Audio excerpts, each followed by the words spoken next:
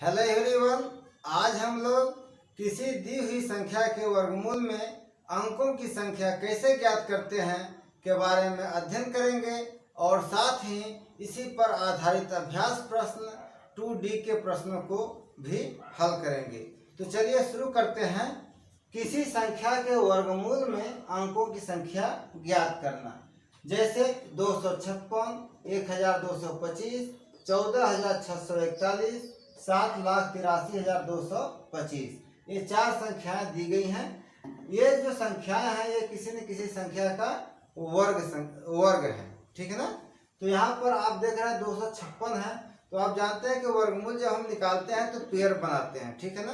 Pair अर्थात हम जो है इकाई के अंक से दो दो अंक पर एक पड़ी रेखा खींचते हैं, ठीक है ना, जिसे हम पेयर कहते हैं। जैसे इकाई इसमें 6 है तो 6 से जब दो अंकों के ऊपर आप ऐसे खींचेंगे तो यह एक पड़ी रेखा होगी, ठीक है। और यह 2 बच गया तो इस पर भी एक हम पड़ी रेखा खींच देते हैं। अर्थात 256 में हम 2 जोड़ा बना दिए। तो जब 2 जोड़ा बना या 2 पड़ी रेखा खींचा गया तो इनके वर्गमूल में अंकों की संख्या कितनी हो जाएंगी? 2 होगी, ठीक है। अब यहाँ है 1225, तो जब इसका आप पेयर बनाएंगे तो देखिए एक पेयर और 2 पेयर बना, ठीक है। इसमें 2 पेयर बना अर्थात इनके वर्गमूल में अंकों की संख्या कितनी होगी? 2 होगी। अब यहाँ 14,641 है, तो जब इकाई की तरफ से जब पेयर बनाएंगे दो दो अंक का तो एक पेयर, 2 पेयर और यह बच गया एक, तो इस पर भी एक पड़ी रेखा हम खींच देते हैं, इस पर भी पेयर मान लेते हैं। तो यह 1, 2, 3 पेयर बन गया, ठीक है ना। अर्थात इनके वर्गमूल में अंकों की संख्या कितनी होगी?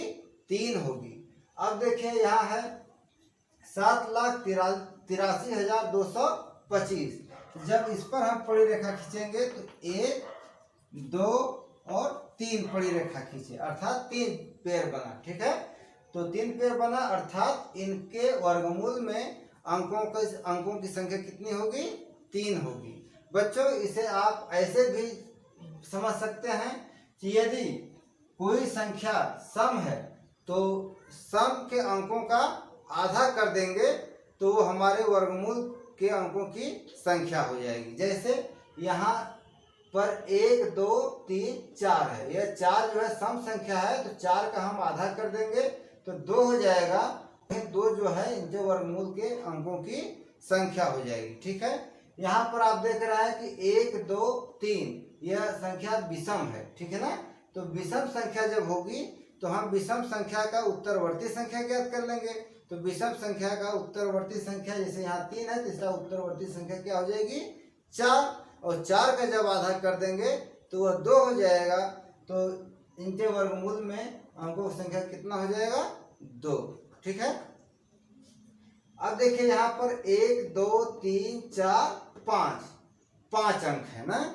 तो 5 क्या है? विषम संख्या है। तो विषम संख्या का जब उत्तरवर्ती ज्ञात करेंगे तो 5 का 6 हो जाएगा और 6 का जब आधा करेंगे तो वह 3 होगा।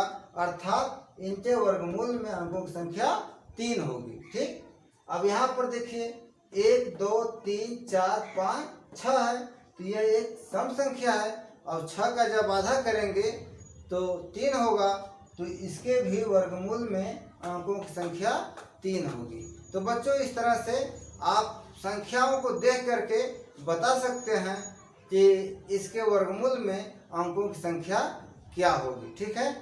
तो बच्चों अब हम लोग इसी पर आधारित अभ्यास प्रश्न 2D के प्रश्नों को हल करेंगे, जिसमें पहला सवाल है संख्या 1809025 के वर्गमूल में अंकों की संख्या है।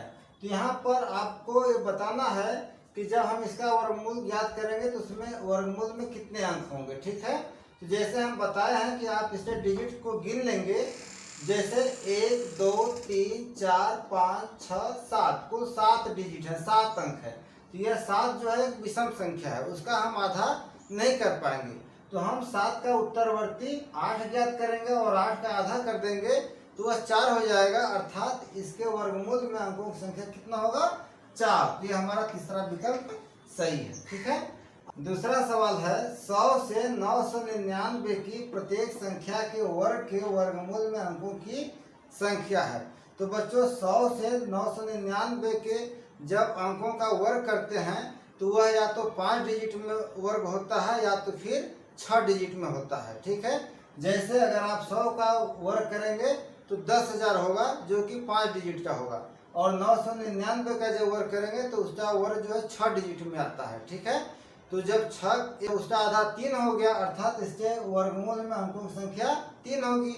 और जब 5 अंक का होगा वर्ग तो 5 एक विषम संख्या है तो उसका आधा होगा नहीं, तो उसका हम उत्तरवर्ती ज्ञात करेंगे। तो 5 का उत्तरवर्ती 6 और 6 का आधा करेंगे तो वह भी 3 होगा।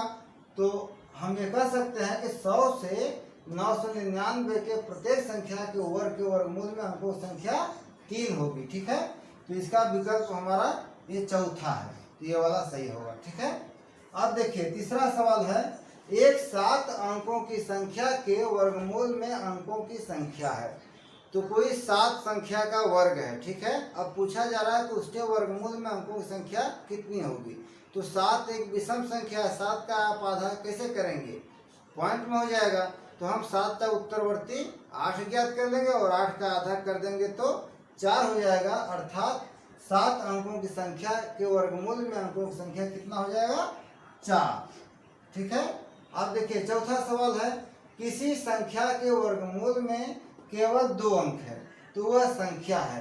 तो जब वर्गमूल में 2 अंक है तो वह संख्या या तो 3 अंकों की होगी या तो फिर 4 अंकों की होगी।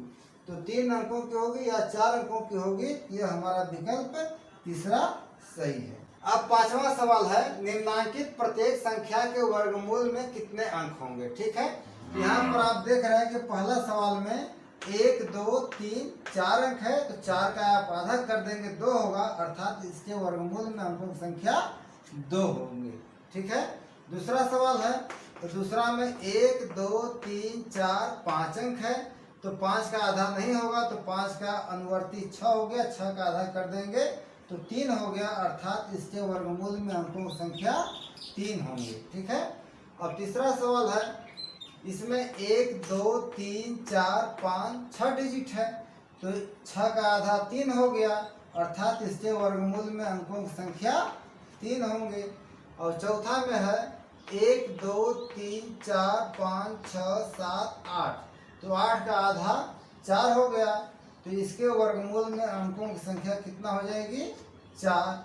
फिर पांचवा में देखिए 1 2 3 4 5 6 7 8 अंक है, इसमें भी इसके वर्गमूल में अंकों की संख्या कितना हो जाएगा, 4। ठीक है, तो बच्चों इस तरह से आप किसी दी हुई संख्या के वर्गमूल में अंकों की संख्या आसानी से बता सकते हैं। जहाँ तक मुझे आशा है कि आपको वीडियो पसंद आया होगा। आप सभी को बहुत बहुत धन्यवाद।